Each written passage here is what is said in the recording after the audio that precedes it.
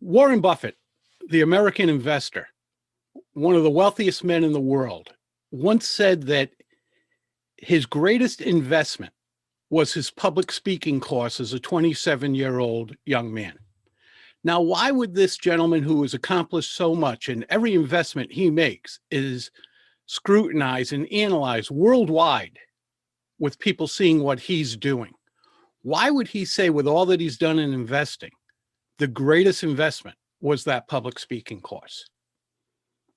Well, he's told reporters and others that he knew when he was young that if he wanted to communicate effectively, if he wanted to be able to lead, if he wanted others to be able to follow effectively, he needed to know how to communicate well, not just to get up there and speak in front of people, but have those people understand what he was trying to relate to them.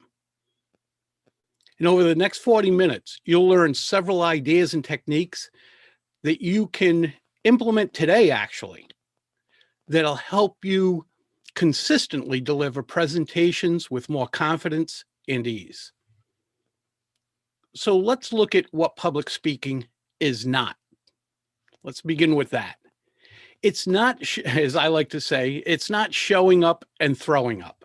A lot of people think you just get up there and talk about what you know. And that is not public speaking. That's talking about what you know. Winging it, just getting up there and off the cuff, just starting to talk and hopefully getting your point across, is not effective public speaking. And neither is procrastination, but procrastination is normal. If we're not used to something, something makes us nervous, we put it off. And the problem with public speaking, getting up in front of people and sharing ideas, the problem with procrastinating then is the fact that it becomes a self-fulfilling prophecy. I'm nervous about this. I'm not sure about myself. Therefore, I'm going to put it off. And then, oh, look, it didn't go well. So next time I'll procrastinate as well. So that's what public speaking is not. Now let's look at what public speaking is. Public speaking is talking to one person across the desk, 10 people in a conference room, 1,000 people in an auditorium, or as we are today, across the world. But it's knowing why you're talking. It's preparing with the knowledge of what you want the result to be. It is not, again, just showing up and speaking. It is having others leave with knowledge or purpose that they didn't have prior to your speaking. And that's public speaking. It's not the actual form of speaking. It's getting what's in your head and sharing it in others' minds so they can do something that they want or need to do with that information. And it's one other thing. Again, whether you're speaking to one person across a desk, 10 people in a conference room, 1,000 people in an auditorium, whatever it might be, you always want to talk to one person. And this is one of the reasons we freak out with public speaking, is we think, oh my God, how am I going to speak to 25 or 50 or 100 people? Well, you can't. You can only speak to one. And the more effectively you speak to one person, the more effectively you speak to the group, because that group is made up of individuals who have to open their minds to what you're saying. So when we try to speak to groups, it doesn't work. But when we speak to one individual, and that's replicated for each person in that room or on the other end of a Zoom call or what have you, that makes a difference. And I'll give you an example in the actual language. If we said, who in this room is from another country? That's speaking to a group, as opposed to if you were in, say, a conference room, who, raise your hand if you were from another country. You're speaking to one person. When we have conversation, it's always one-on-one, no matter how many people are listening. So that's one of the things to take away. no matter when you speak, if it's business, if it's community involvement, if it is a, in a personal relationship, that is truly public speaking. And what affects one works with the others just as well, because we're speaking human to human. Now let's move on to the most important thing. If you take nothing else away from our short time together, take this away. It's not about you. When you're speaking, it's not about you. When I'm speaking now, it's not about me. It just isn't. But we always think it is. And that's one of the reasons we get so nervous. Now, there are physiological reasons we get nervous, but one of the reasons we get nervous is we put the weight on our own shoulders. We put the onus on us that I'm going to be up there. Everybody's going to be looking at me. What if I make a mistake? I hope I do well. What will they think of me? We're putting all that weight on our shoulders, which is not good. And it's unnecessary because it's truly not about us. It just isn't. And when we get to realize that when we devise a presentation, when we develop a presentation, when we deliver that presentation, whether it's to 1, 10, or 1,000, if we keep the audience in mind as opposed to us, we are much more effective. Not only are we effective at presenting, but we're more effective where we need to be. And that is having those in the audience get the information or the incentive or the motivation, whatever you're trying to convey to them, getting that message and doing something with it. That's the hallmark of a good presentation. It's about them. And metaphorically speaking, I think it's ironic that when someone is speaking, we put the light on them, if you will. If they're up on stage, the light is actually on them. But even in a conference room or other room, we put an imaginary light on them. We focus on them when the light and the focus should actually go on those listening. So again, if you take nothing else away, take that away. It is always, always about the audience. It is not about us. We're nothing but a vehicle to convey that information, whether it came from us or others. We're nothing but a vehicle to convey that information, that motivation, that inspiration, whatever we're trying to get across to that audience. So why do we get nervous? A lot of people say it is the greatest fear to human beings is public speaking. I don't agree with that. Now, it happens a lot. So yeah, we might experience more, but I still believe death is a greater fear than public speaking. And as Sahana mentioned, I grew up with a lisp and a stutter in a city in the US. And when you're a little kid with a lisp and a stutter, you learn to keep your mouth shut and become very good in sports, because if you're good in sports, you didn't get picked on. And that's what I did. But I kept my mouth shut till I got all the way to the corporate world where I couldn't keep it shut anymore. And though the lisp and stutter have subsided to some degree, they're still there. You may hear them every once in a while. That being said, it's not the greatest fear in the world. I would rather be speaking to you guys as nervous as I get before I speak, and everybody does, by the way, than be in a plane that's falling out of the sky, or in a car accident, or other things that could injure, harm, or kill me. That's still the greatest fear. However, we don't think of that every day. But when we have to present in business or community atmospheres, it's facing us right in the face that we have to present to others. So here's why we get nervous. Going back 900,000 years, million years, back when people are said to have lived in caves. If we had a bunch of people looking at us, they were probably going to do harm to us, whether it was our tribe or another tribe. They were going to do harm to us. So over the millions of years or hundreds of thousands of years, our brain is telling us if a lot of people are looking at us, then we should be nervous. And our adrenaline starts moving and our heart starts pounding and we get sweaty and we forget what we were going to say. All these things are because of what's happened over those hundreds of thousands of years. So it's hard to change that. You don't get rid of it, but you can manage it just by knowing, one, that it's going to happen, and two, that it'll be okay. No matter how nervous you get, it'll be okay. Even if you forget something, it will be okay. We all do. When I'm done with this presentation, I guarantee you, I will look back and go, oh, I forgot to mention that.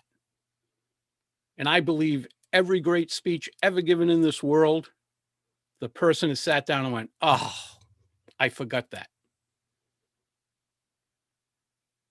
So don't worry about that. Know that you're going to be nervous. Know that it's okay. And know that everybody is pulling for you. No one wants a speaker to do poorly, even if it's out of self-preservation. You guys don't sit here for the next 40 minutes and go, oh man, I hope he's not good. You don't want to sit there and be bored or whatever else. Everybody pulls for a speaker. If you forget something, that's okay. If you stutter a little bit, that's okay.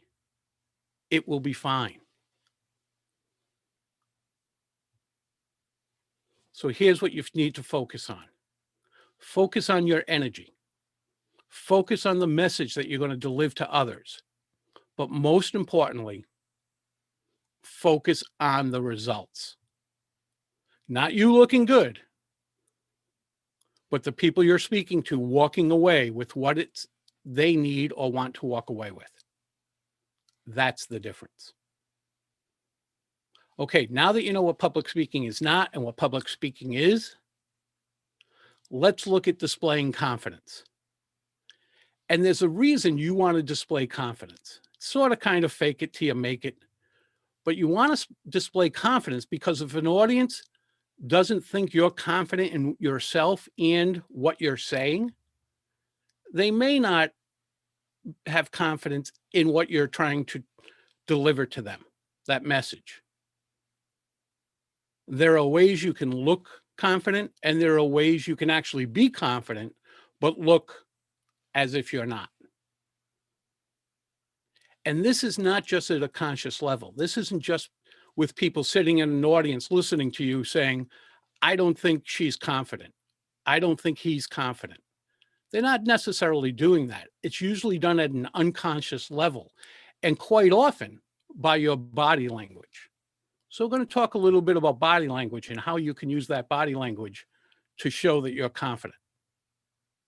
Because again, you could be extremely confident and your body language could be sending a message that you're not without you even realizing it.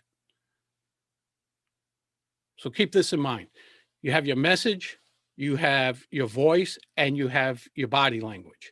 They can't be separate messages. If they're sending separate messages to the person or people listening to you, they get confused. And when they get confused, both you and they lose. The point you're trying to deliver is not received by them. You want all three of those messages, message, voice, and body language, to be laser aligned, delivering one message. So first thing, eye contact. Make eye contact. A lot of people will tell you things like, hey, if you're nervous, look over everybody's heads. Well, I don't know how well this will come across on Zoom here, but if I gave this presentation to you and the whole time I was looking up here, is that comfortable for you? Probably not. And it's the same way in person. You might be more comfortable, but again, it's not about you. It's about the audience. So if that person or people across from you are watching you look up above their heads, they are going to be uncomfortable and not have confidence in you, and definitely not receive the message you're trying to share with them. So make eye contact. And don't just scan from person to person to person to person. speak to someone for a few seconds, then the next person, then another person, randomly, not in a line, not vertically or horizontally, randomly, depending on how many people are there. Look at those people, it's more natural. Now, a lot of people say, well, if I look them in the eye, I get nervous. Then you're focusing on yourself. What you want to do is look people in the eye so you get a response to which you can react to. If I look at you in the eye and you're nodding your head, I know we're connected. We're on the same wavelength right now. If I see someone with their head cocked a little bit, I lost them. They're wondering what I'm saying, and I might want to reiterate in a different way what I just said. So you get feedback by looking people in the eye that will make you more comfortable, but even more so, more effective. As difficult as it is, learn to make eye contact. And all it takes, just like any of this, is practice. Probably won't do if you're not very good at it now, or if you're nervous about it. Probably won't do it very well the first few times, but that's okay. It will happen after a while. And even more important, it has to. It's got to be something you do routinely. Now, as we're talking about eye contact, let's talk about Zoom. Make eye contact on Zoom and try to have, if it's not, try to have your camera on your laptop or your computer or your phone, wherever it is, eye level. Because that's how we're used to seeing people, is at eye level. We see people on television, news reporters and the like, it's at eye level.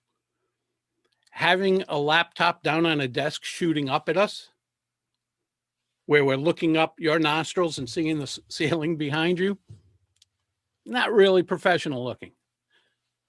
Have that up where we can see you. Put your laptop, if you have a laptop or a phone, up on books, whatever it might be, to get that way. And be lit well. Have enough light on you that people can see you well.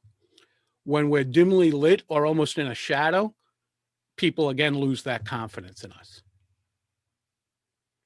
So Zoom has its own requirements, but probably the biggest, having enough light on us and having it at eye level. Simple as that.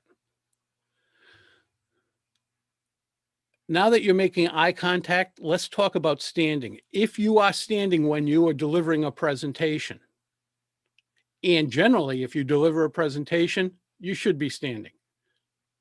There's more that your body says when you're standing. It's more natural to deliver a presentation when we're standing. So try to stand. I'm standing now. I know a lot of people sit when they deliver presentations on Zoom.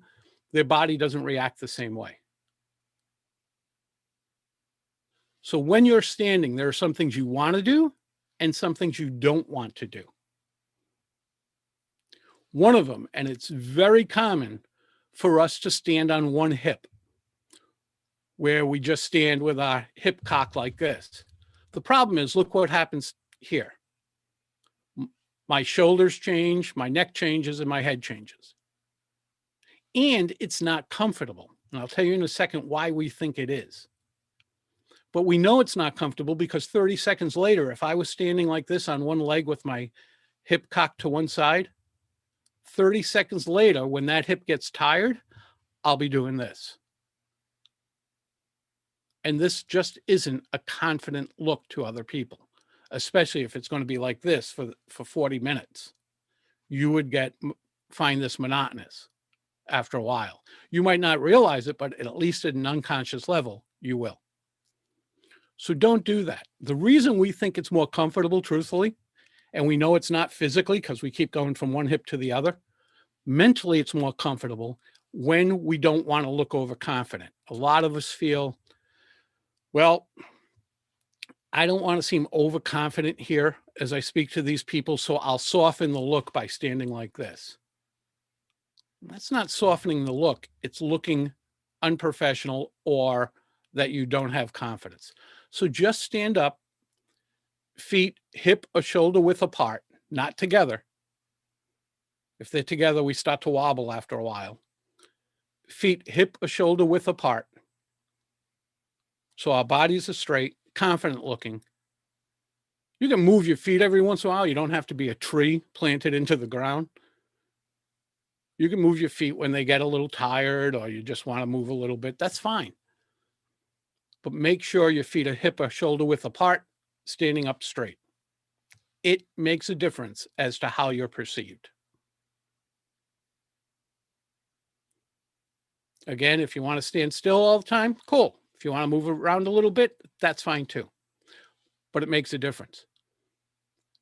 You don't want to, especially on Zoom, but anywhere, you don't want to just move for no reason and just keep moving like a caged tiger or anything like that. Or what we generally do when we have to stay in a certain spot is we'll often try to get that energy out by doing this. We pace forward and back while we speak. And again, after a while, that gets monotonous and people see it as one, distracting, and two, that you're not confident. So learn to just relax and stay where you are with your feet where you need them, hip or shoulder width apart. Here's when I practice that. I've been practicing this for years. If I'm at a supermarket, a grocery store, any type of market, or anywhere I'm with a cashier at a cash register, I make sure I stand this way. If I'm pumping gas in my car, I make sure I stand this way, just to get in the habit of standing this way. And again, I've been doing this for many, many years, but I don't want to break that habit. Anytime where I have to stand still, I make sure I'm standing straight. It helps. Okay, so that's stance. Another thing you want to look at is your voice. And I don't mean the quality and tone of your voice, although you can work on that if you'd like. Most people don't care about that one way or the other. If you want to be a true public speaker where you're up on stage all the time, you might want to work on your voice. But in everyday community involvement, business, you don't have to. But do realize it's the greatest communication instrument you have. Your voice, the greatest instrument you have. It's also the toughest instrument to play. One of the things you want to be aware of is speed, how quickly you talk. Now, I am sure some people listening to me say, I'm told all the time I speak too quickly. Odds are you don't. We can hear and comprehend faster than anybody can speak. It's just a fact. But what people might be saying when they're saying that you speak too quickly is that you don't pause. Pause so people can digest and process what you just said. Think of it this way. Have you ever gone away and come back home and your potted plants, the soil has gotten very hard?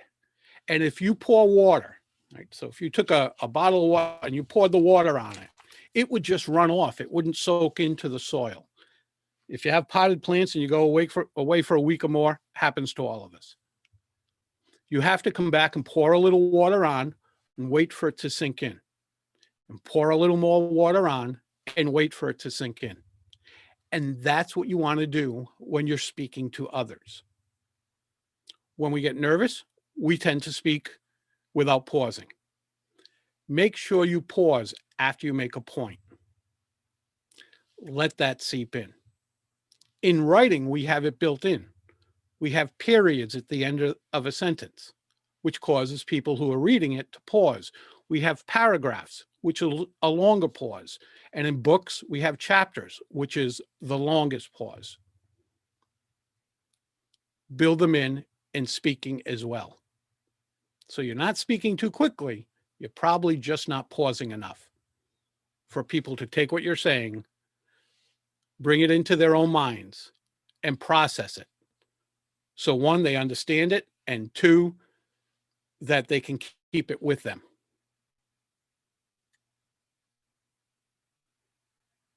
Then there's the question about being monotone and just speaking with one tone like this right across your entire presentation. Whether it's a 5-minute presentation or an hour-long presentation, you're just speaking monotone. Vary your tone, up and down, the inflection, vary the inflection.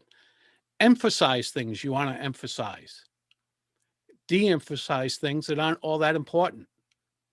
But when something's important, we generally speed up our talk a little bit and we get a little louder because it's either exciting or it's extremely important. We want people to listen. We're not shouting or anything. We just want them to listen. And when we want to be more dramatic, we often slow down a little. And our voice comes down a little. It's not monotone, but it goes lower and slower. And when we're excited, it goes higher and faster. That helps take what you're saying. Even if people couldn't understand all the words, they get the feeling of what you're saying. And that's huge. It's extremely important. I work with people from various countries where English is a second language. And sometimes, especially when we're using idioms that I might understand and someone from another country might not, and vice versa, that the tone makes the difference. We understand at least what we're trying to get across. Same with you. Hands.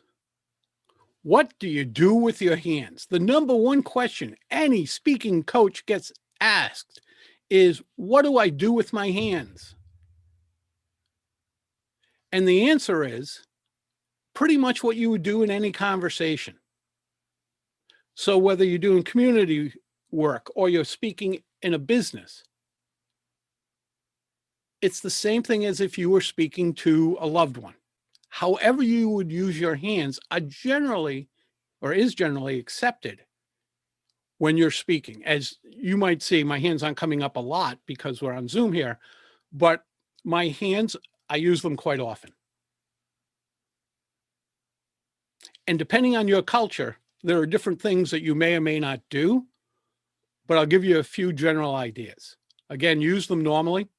Just because you're doing a business presentation or a public presentation doesn't mean all of a sudden they drop to your side and stay there, or come in front of you and stay there. Your hands mean an awful lot to the people listening to you. It tells them at an unconscious level an awful lot. Things you don't want to do. Don't put your hands in your pockets.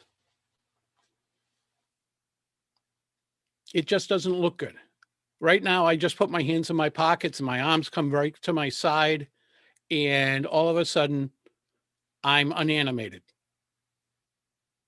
You could have drawn my body and just moved my mouth with illustration. It would have been the same thing. Take your hands out of your pockets so you can use them as you would.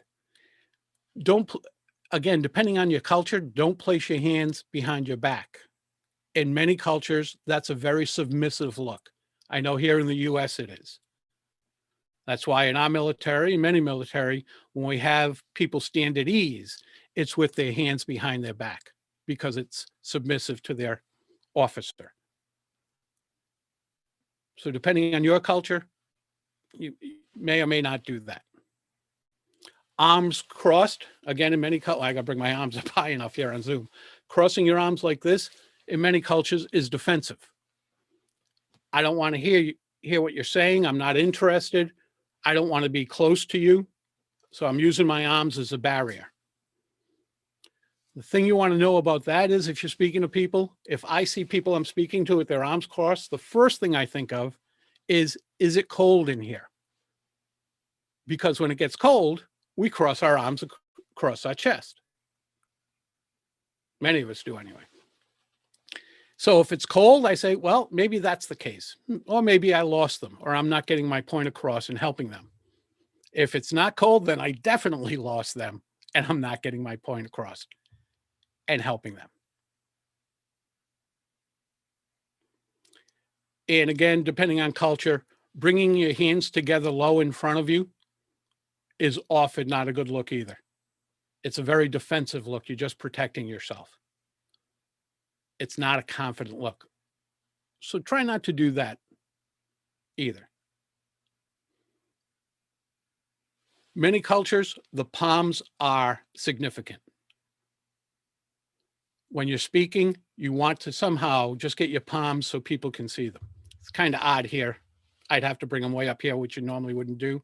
But our minds tell us we want to see palms. Again, in most cultures or many cultures. That is a way of communicating. That is a way of showing that we're open to other people and they can be open to us. It's a way of showing that you needn't fear the other person, because in your brain, you want to know there's no harm to come to you from anything in their hands. So depending on your culture, showing palms makes a difference. Another thing you can do with your hands is illustrate things. If you're telling us about something, I'll give you an example. When I was a young boy, 10 years old, 12 years old, on a Saturday morning, I'd want to go play a sport with my friends. And my great uncle would be sitting on his porch out in front of his house, and he would call us over. And this was a 60, 70-year-old man, and we're like, oh, we just want to go play. And he'd, no, come over. And I was always glad he did afterwards, because he would tell the greatest stories. And as he told stories, whatever he was talking about, he illustrated with his hands. If he was talking about a huge tree coming up out of the ground, he would show that with his hands, and you could picture it in your mind. If he was talking about the ocean bashing against rocks, he would show you that with his hands, and you could picture it in your mind. So as you speak to others, and it calls for illustrating something, and you can help illustrate that with your hands, not just being descriptive with your voice, then use your hands and do so. I can still recall many of the stories he told to this small group of boys 50 years ago, more than 50 years ago now, and what his hands were doing and what that tree or that ocean looked like based on what he illustrated. So your hands are important. Use them in a way that'll help you. Again, depending on the situation, those you're speaking to, and your particular culture. The other things you want to do, as I said before at the very beginning, is many people just show up without being prepared. Prepare what you're going to speak about, not based on what you want to speak about, but based on what they need or want to hear with that situation, with that opportunity. And do research. When my clients come to me and say, I'm doing a presentation 2 months from now, and it's for this organization, what do you think I should talk about? My answer is generally, I have no idea. And you have no idea. The people with the answer are the people you're going to speak to. So do some research. Who are they? How old are they? I asked Sahana, what's the age group I'm speaking to? I wanted to know. I needed to know. If I speak to teenagers, that's completely different than if I'm speaking to 25, 50, or 60-year-olds, and vice versa. What do they want to know? Why am I here? What am I trying to convey? All that matters. So don't just show up. Prepare as best you can ahead of time, so you're helping them. As a speaker, I said it's not about us, and it's not. Our job is to serve others. Our job is to help others learn something new, to give them information so they can go do something, to give them the motivation to go do it, whatever that instance calls for. And that makes a huge difference in what they heard and what they're going to do. Too many of us, when we get up in front of people, when we're done, we go, oh, I nailed it. I just did such a great job in that presentation. Because I didn't forget. I didn't stutter. I looked into their eyes. I did all the mechanics that I was supposed to do. And we pat ourselves on the back going, I did great. That's not how we grade or assess a good presentation, an effective presentation. We do that by what the people listening took away. Was it what we intended for them to take away based on their want and needs, or was it not? That's how we assess an effective presentation, not whether we look good standing in front of the other people. Not if our voice sounded great standing in front of the other people. It's what those other people took away. So as you look back on this very short time together, think of those things. That one, most important thing, it's not about us as speakers. It's not about you as a speaker. And take that as a pretty cool thing, that you can take that weight off your shoulders. Be prepared for that occasion based on your audience. Deliver it well because you practiced, and I'll talk about practice in a second, because you practiced. Share with them the information that'll help them do whatever it is they want to or need to achieve. And that's a good presentation. Be confident. What's the worst that could happen? You forget what you want to say. That's okay. People will give you the time to come up with the ideas that you had so you can deliver them. And to best be able to do all of that, practice, practice, practice. And once you think you've practiced enough that you have it down, that you can do this, practice again. And you own the greatest device ever for delivering presentations and practicing it to make sure you're doing it well. Your phone. Here's what I tell my clients. Prop up your phone, hit record, deliver your presentation. Now play it back with the screen down and just listen to it. Do you have a lot of fillers, ums, ahs, things like that? Are you pausing enough or not?